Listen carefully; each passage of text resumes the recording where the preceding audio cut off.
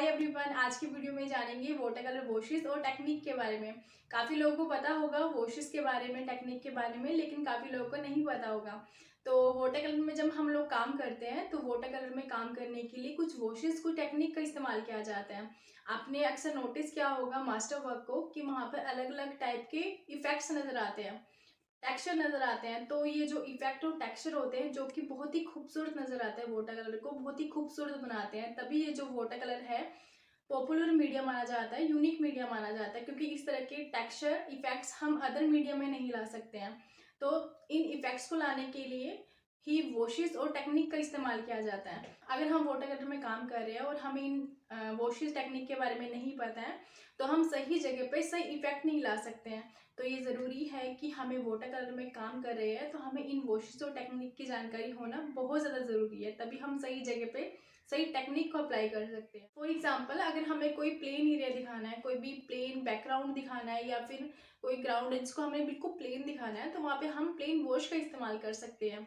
और या फिर हमें कोई भी ब्लरी इफेक्ट लेकर आना है अपने आर्टवर्क में, कोई भी चीज़ों को ब्लर दिखाना है, कि कोई पेंटिंग हम बना रहे हैं और मेन फोकस हमारा मेन सब्जेक्ट पर जाए और पीछे की चीज़ों को ब्लर हम दिखाना चाहते हैं, तो वहाँ पे वेट इन वेट टेक्निक का इस्तेमाल कर सकते हैं। या फिर हम कोई ग्रास का इफेक्ट हमें लेकर आना है तो वहाँ पे हम ड्राई ब्रश टेक्निक का इस्तेमाल कर सकते हैं। तो इस तरह से अलग अलग जगह पर अलग अलग टेक्निक का इस्तेमाल किया जाता है। तो वाटर कलर में काम करने के लिए हमें इन टेक्निक और वॉशेस की जानकारी होना बहुत ज़्यादा ज़रूरी है, तभी हम सही जगह पे सही इफेक्ट ला सकते हैं। तो आज की वीडियो में हम यही जानेंगे कि इन वॉशेस की प्रैक्टिस हम कैसे कर सकते हैं और कहाँ कहाँ पे इसको इस्तेमाल में ला सकते हैं, इस बारे में भी थोड़ा हम जानेंगे। और अगर आपको इस वीडियो को देखने के बाद कोई भी डाउट होता है तो आप वो कमेंट बॉक्स में भी ज़रूर पूछिएगा। तो अब हम इस वीडियो को स्टार्ट करते हैं। तो सबसे पहले करने वाले हैं फ्लैट वॉश। फ्लैट वॉश फिर प्लेन वॉश भी इसको बोलते हैं, जिसके लिए मैं फ्लैट ब्रश का इस्तेमाल कर रही हूँ। और यहाँ पे कलर को मैंने पानी और थोड़े से कलर को अच्छे से मिक्स किया है ताकि हमारे फ्लैट वॉश में पैचेस या फिर डॉट ना नजर आए कहीं पर भी।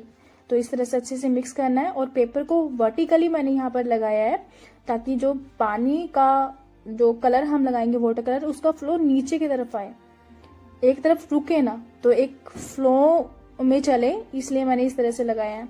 तो फ्लैट वॉश जब हम करते हैं तो हमने जो ब्रश को चलाना है वो सबसे मेन है। यहाँ पे मैं ब्रश को बहुत ही हल्के हाथों से चला रही हूँ। और अगर हम इसको हमारा मेन गोल है फ्लैट वॉश करते हुए कि हमने इसको फ्लैट निकालना है कलर को, तो यहाँ पर जितने हल्के हाथों से हम ब्रश को चलाएंगे उतनी ही अच्छे से ये फ्लो में कलर नीचे की तरफ आएगा और एक फ्लैट हमें इफेक्ट मिलेगा, नजर आएगा वो। और जब हम इसको लगाएंगे तो ऊपर से लाइट भी हो जाता है धीरे धीरे, जब कलर नीचे की तरफ आता है तो वहां पे गीले पर ही हमें तुरंत से कलर को अप्लाई कर देना है अगर हमारा वो गीला है तो। इस तरह से हमें फ्लैट वॉश की प्रैक्टिस करनी है। और ये जो फ्लैट वॉश है ये ज्यादातर बैकग्राउंड के लिए हो गया या फिर कोई प्लेन एरिया को दिखाने के लिए इस्तेमाल में किया जाता है। तो इसकी प्रैक्टिस हमें सब बहुत ज्यादा करनी होती है। तो अब हम करने वाले हैं ग्रेडिड वॉश। ग्रेडिड वॉश में भी सेम प्लेन की वॉश की तरह ही कलर को ऐसे लगाना है, बहुत ही हल्के हाथों से चलाना है ब्रश को, उसके बाद पानी की हेल्प से उसको धीरे धीरे से लाइट करना है। तो ये जो ग्रेडिड वॉश है इसको हम स्काई में भी इस्तेमाल में कर सकते हैं। और जैसे कि हम समुद्र का एरिया दिखा रहे हैं जहाँ पे हमें जितना पास का एरिया वो डार्क और दूर से वो लाइट नजर आता है, तो इस तरह से ग्रेडिड वॉश की हम प्रैक्टिस कर सकते हैं जहाँ पर हमारा मेन फोकस होता है कि हमें डार्क टू लाइट लेकर जाना है कलर को। तो जिस तरह से हम कहीं पर भी ये देखते हैं लाइट टू डार्क एरिया निकालना है तो इस वॉश का वहाँ पे इस्तेमाल किया जाता है। तो नेक्स्ट हम समझने वाले हैं वेट इन वेट टेक्निक। ये जो वेट इन वेट टेक्निक है ये वाटर कलर में बहुत ही ज्यादा इस्तेमाल की जाती है। इसमें क्या होता है, जब हम एक कलर को लगाते हैं तो हमें दूसरे कलर को भी हम अप्लाई कर सकते हैं इस टेक्निक में, क्योंकि ये जो टेक्निक के नाम से अब जान जाएंगे कि वेट इन वेट का मतलब होता है गीले में गीला। तो हमें अगर कहीं पर भी ब्लरी इफेक्ट लेकर आना है या फिर हमें कुछ भी चीज़ों को बहुत ही स्मूथ ट्रांजिशन देनी है तो वहां पर इस टेक्निक का इस्तेमाल किया जाता है, जहाँ पर हम गीले में ही दूसरे कलर को लगा देते हैं, जिसकी वजह से एक स्मूथ ट्रांजिशन, एक ब्लरी सा इफेक्ट हमें मिलता है, धुंधला सा। तो ये जो वेट इन वेट टेक्निक है ये खासकर इस्तेमाल की जाती है जब हम चीज़ों को ब्लर दिखाना चाहते हैं। जैसे पीछे की चीज़ों को हमें ब्लर दिखाना है ताकि हमारा जो मेन फोकस जाए, चीज़ों का जो सामने की मेन सब्जेक्ट है उस पर जाए। तो पीछे की चीज़ों को धुंधला दिखाने के लिए या बैकग्राउंड को ब्लर दिखाने के लिए हम इस टेक्निक का इस्तेमाल कर सकते हैं, जिसमें हम गीले में ही काम करते हैं। और एक और बात सबसे मेन है, इम्पोर्टेंट है, जब हम वेट इन वेट में काम करते हैं कि हमें चीज़ों को कितना ब्लर दिखाना है। जैसे कि अभी जस्ट मैंने इस वॉश को लगाया है, बहुत नीचे बहुत गीला है, और उसके ऊपर मैं दूसरे कलर को ऐड कर दूंगी तो वो क्या होगा, वो उस कलर में मर्ज हो जाएगा। जिस तरह से अभी मैं जस्ट ट्री को बना रही हूँ यहाँ पर, अब ध्यान से देखिए अब होगा क्या, ये नीचे बहुत ज्यादा गीला है तो यहाँ पर मैं ट्री को ऐड करना चाह रही हूँ कि मेरे पीछे ट्री दिखने चाहिए ब्लरी। तो अब ये बहुत ज्यादा गीला है तो अभी क्या होगा, धीरे धीरे जो ये ट्री है ये नजर ही आना बंद हो जाएंगे। तो जो भी चीज हम बनाना दिखाना चाह रहे हैं अपनी चीज में, तो उसको आपने कितना ब्लर रखना है इसका भी ध्यान रखना जरूरी है। अब ये बहुत ज्यादा गीला था तो पीछे का जो ट्री है वो नजर आना भी बंद हो गया है। तो इस चीज का भी ध्यान रखना इम्पोर्टेंट है वेट इन वेट में कि हमें चीजों को कितना ब्लर दिखाना है। ठीक है, अगर हमें हल्का सा ब्लर दिखाना है तो हम क्या करेंगे, जो भी हमने गीला है नीचे उसको हल्का सा ड्राई होने देंगे। और हल्का सा ड्राई होने का मतलब ये कि बहुत ज्यादा ड्राई भी नहीं होना चाहिए, हल्का सा ड्राई होना चाहिए। और उसके ऊपर हम गीले में उसको पेड़ को दिखाएंगे, वो हल्का से इफेक्ट देगा। अब जितना ज्यादा गीला होगा उतने ही ज्यादा वो मर्ज हो जाएगा, जो हल्का से गीला होगा तो हल्का से इफेक्ट देगा जो भी चीज हम दिखाना चाह रहे हैं। ठीक है, इस चीज का भी हमें बहुत ज्यादा ध्यान रखना है जब हम वेट इन वेट में काम कर रहे हैं कि हमें कितना चीजों को ब्लर दिखाना है। तो यहाँ पर साइड में मैंने थोड़ा सा ग्रास का इफेक्ट देने की कोशिश की है क्योंकि ये गीला है नीचे से, तो अब ये ग्रास क्या हो रहे हैं, ये ब्लर होते जा रहे हैं। तो यहाँ पर जस्ट मैंने ऐसी ही ग्रास बना दी है। ये जो अब मैं कुछ भी मार्क लगा रही हूँ, स्ट्रोक्स लगा रही हूँ, कुछ भी ऐड कर रही हूँ, ये जस्ट इमेजिनरी है। तो मेरा मेन फोकस ये है कि किस तरह से वेट एंड वेट टेक्निक का इस्तेमाल किया जाता है चीज़ों को ब्लर दिखाने के लिए।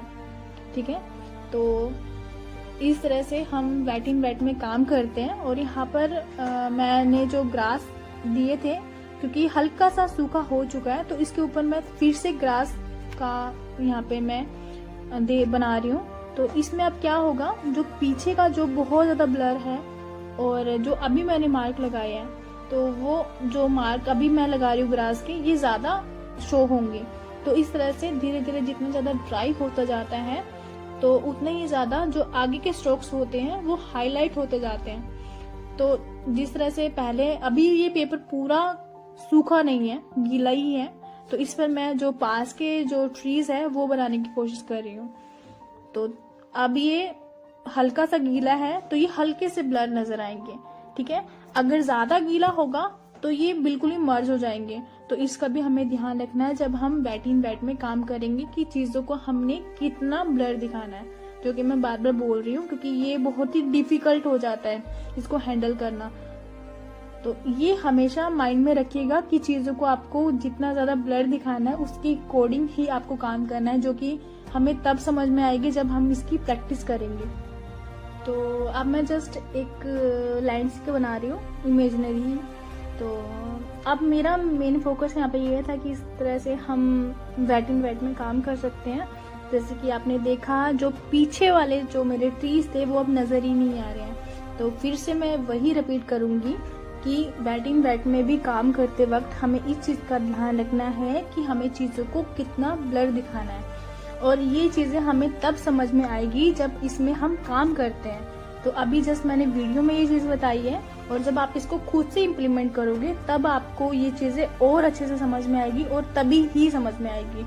चीजों को देखना, सिर्फ वीडियो देखना और इन्फॉर्मेशन लेना, इससे हम नहीं सीखते हैं। हमें जस्ट आइडिया मिल जाता है, लेकिन सीखते हम तभी है जब हम उसमें खुद काम करते हैं। वो हमें एक्सपीरियंस से सीखते हैं। तो जितने ज्यादा आप इन वॉशेस की प्रैक्टिस करेंगे उतनी ही ज़्यादा आपको चीज़ें क्लियर भी होती जाएगी और उसमें आप अच्छे भी होते जाएंगे। तो इन वॉशेस की प्रैक्टिस ज़रूर कीजिएगा अगर आप वाटर कलर में काम करते हैं तो, क्योंकि इन वॉशेस के बिना वाटर कलर में काम करना लाइक इम्पॉसिबल ही है, क्योंकि हमें पता नहीं होगा कहाँ पर किस टेक्निक का इस्तेमाल करके जो भी इफेक्ट हम चाह रहे हैं उसको हम कैसे निकालेंगे। अगर हमें इन वॉशेस के बारे में पता होगा तो ही हम सही जगह पे सही वॉश का इस्तेमाल करके वो इफेक्ट पा सकते हैं जो भी हम चाहते हैं। तो बिना वॉशेस की जानकारी के अगर हम काम करते हैं तो हमें बहुत कंफ्यूजन क्रिएट होता है। फॉर एग्जाम्पल, जब मुझे वॉशेस के बारे में नहीं पता था, मैं वाटर कलर में वैसे काफी टाइम से थोड़ा काम करती आई हूँ, लेकिन वॉशेस के बारे में मुझे तब अच्छे से क्लियर हुआ जब मैंने ट्रांसपेरेंसी ट्रेनिंग है रियांश राहुल सर के द्वारा बनाई हुई वाटर कलर की, जिसमें स्टेप बाय स्टेप प्रोसेस बताया गया है वाटर कलर में हम कैसे काम कर सकते हैं। तो वहां पर मैंने इन वॉशेस को समझा। तब जब मुझे वाटर कलर वॉशेस के बारे में नहीं पता था और मैं मास्टर वर्क को देखती थी तो वहां पे बहुत कंफ्यूजन क्रिएट होता था कि ये जो ब्लरी सा इफेक्ट है वो कैसे लाया जाता है। ये जो इन्होंने प्लेन, बिल्कुल ही प्लेन दिखाया है, जैसे कि फ्लैट वॉश में प्लेन एरिया दिखाते हैं, तो ये कैसे लाया जाता है। तो इन चीजों के बारे में क्लियरिटी नहीं होती है और हम काम करते हैं तो बहुत माइंड में कंफ्यूजन आ जाता है। तो यदि हमें पता होगा कि इन वॉशेस के बारे में, तो हम तुरंत से किसी भी वर्क को अगर देख रहे हैं तो हम समझ जाएंगे कि इन्होंने यहाँ पर वेट टेक्निक का इस्तेमाल किया है, गीले में काम करा है तभी ये ब्लर नजर आ रहा है। अगर कोई भी प्लेन एरिया हम देख रहे हैं तो वहाँ पे इन्होंने फ्लैट वॉश का इस्तेमाल किया हुआ है। ठीक है, तो कहीं पर भी हम देख रहे हैं कि लाइट टू डार्क एरिया जा रहा है तो वहाँ पे ग्रेडेड वॉश उन्होंने लगाया है। तो इस तरह से हम वर्क को भी देखकर समझ आते हैं अगर हमें इन टेक्निक के बारे में पता होता है। और कहीं पर भी कंफ्यूजन नहीं रहता है माइंड में, माइंड ओपन रहता है कि हाँ इस तरह से काम किया जाता है, यहाँ पर इस टेक्निक का इस्तेमाल किया गया है। तो इजी हो जाता है दूसरे की वर्क को भी समझना और अपने वर्क में भी काम करना। तो आई होप कि जो भी वॉशेस टेक्निक मैंने आपके साथ शेयर की आपको वो चीज़ें समझ में आ गई होगी। तो आगे अब वीडियो में हम समझने वाले हैं ड्राई ब्रश टेक्निक के बारे में।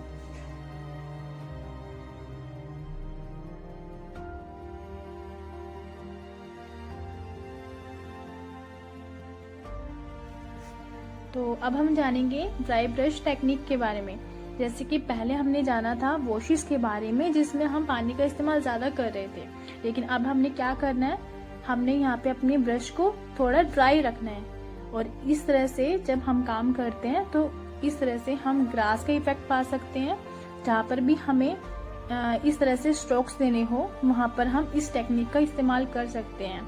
जैसे कि पानी हो गया, पानी वाला जैसे कोई आपने वेव दिखानी है पानी के ऊपर हल्की हल्की, तो इस टेक्निक का हम इस्तेमाल कर सकते हैं। और अलग अलग जगह पर इस तरह के इफेक्ट्स दिखते हैं तो हम ड्राई ब्रश से वहाँ पर काम कर सकते हैं। जैसे कि कोई हम मान लो दरवाज़ा बना रहे हैं तो दरवाजे पर ऐसे लाइंस के निशान होते हैं, तो वहाँ पर भी इस टेक्निक का इस्तेमाल किया जा सकता है। तो अलग अलग जगह पर जैसे कि हम शार्प एजेस देखते हैं तो वहाँ पर हम ड्राई ब्रश से काम कर सकते हैं। तो ये थी कुछ वॉशेस और टेक्निक जो कि वाटर कलर में इस्तेमाल की जाती है। तो आई होप कि आपको थोड़ा सा क्लियर हुआ होगा कि किस तरह से हम काम कर सकते हैं, और अब इसकी आप प्रैक्टिस ज़रूर कीजिएगा।